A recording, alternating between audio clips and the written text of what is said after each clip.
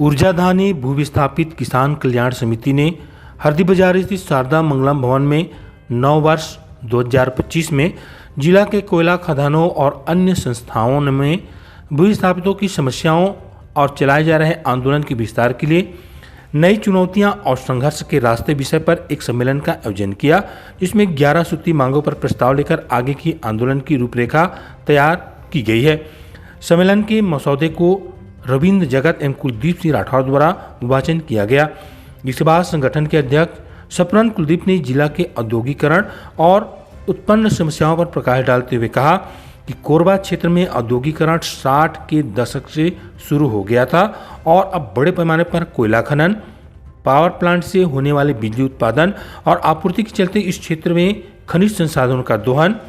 परियोजना का विस्तार और खनिज परिवहन भी राष्ट्रीय हित में लगातार हो रहा है। इन परियोजनाओं के चलते बड़े पैमाने पर इस क्षेत्र में भूमि के अधिग्रहण की प्रक्रिया हुई और स्थानीय समुदाय को अपने निवास, गांव, कृषि भूमि और वन भूमि जिस पर इनके पारंपरिक निस्तार और अधिकार नहीं थे, उससे विस्थापित होना पड़ा है। आज तक भी भूस्थापितों को पूर्ण एवं विधिवत पुनर्स्थापन नहीं मिला, जो उनका अधिकार है। आज की स्थिति में बात करें तो भू अर्जन का कानून बदलकर अब भूमि अर्जन, पुनर्शासन और पुनर्व्यवस्थापन के उचित प्रतिकर और पारदर्शिता का अधिकार अधिनियम 2013 लागू है। इस साथ ही छत्तीसगढ़ में राज्य की आदर्श पुनर्वास नीति 2007 भी लागू है। साथ ही मुआवजा को लेकर राज्य शासन के विभिन्न आदेश भी मौजूद है, जिसका मकसद है भू अर्जन के एवज में लोगों को उचित प्रतिकर उपलब्ध कराना। इस सब के बावजूद आज भी भूस्थापितों जिनसे भूमि का अर्जन दशकों पहले किया जा चुका है, लेकिन उनके रोजगार, मुआवजा और पुनर्वास आज भी लंबित है। इनके निराकरण के लिए केंद्र सरकार एवं राज्य सरकार की संस्थाओं और विभिन्न विभागों से मांग किए जाने, आवश्यकता होने पर आंदोलन को और तेज करने का आह्वान किया गया तथा अलग अलग मंच से किए जा रहे संघर्षों की एकता स्थापित करने के लिए प्रयास किए जाने का निर्णय लिया गया है, जिन प्रस्तावों के आधार पर आगे की रणनीति पर कार्रवाई तेज होगी।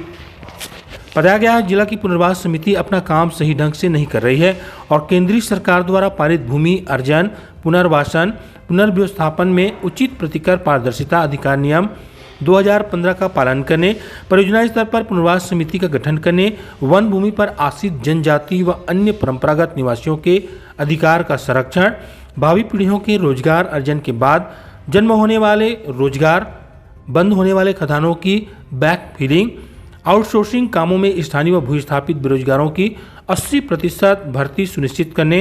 युवाओं और महिलाओं की कौशल उन्नयन, रोजगार की व्यवस्था करने, पुनर्वास प्रत्यक्ष प्रभावी गांवों में शिक्षा, स्वास्थ्य, रोजगार साथ बुनियादी सुविधाओं के विस्तार करने, अर्जित गांवों के मकान व अन्य परिसंपत्तियों की केंद्रीय मूल्यांकन बोर्ड के मार्गदर्शिका के अनुसार मुआवजा भुगतान, हैवी ब्लास्टिंग, गांव के नजदीक खनन कार्य पर रोक लगाने, आंदोलन के संवैधानिक अधिकार की दमन कार्यवाही बंद करने जैसी